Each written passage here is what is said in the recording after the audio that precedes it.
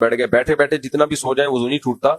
نبی صلی اللہ علیہ وسلم عشاء کی نماز میں بعض دفعہ تاخیر سے آتے تھے, صحابہ بیٹھے ہوتے, صف میں اونگ آ رہی ہوتی تھی. ایک دفعہ نبی دیر ہو گئی, نبی صلی اللہ علیہ وسلم کو حضرت عمر نے آپ صلی اللہ علیہ وسلم کے حجرے کی طرف آواز ماری, نامت النساء والصبیان, عورتیں بچے سو گئے. ٹھیک ہے, تو پھر نبی صلی اللہ علیہ وسلم تشریف لائے.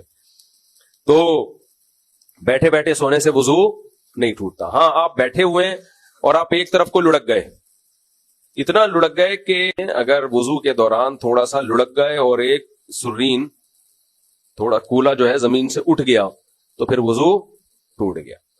یا لیٹ کے سو گئے, اگر ٹیک لگا کے بھی بیٹھے ہوئے ہیں لیکن دونوں سرین زمین پہ ٹکی ہوئی ہیں تو اس سے بھی وضو نہیں ٹوٹتا.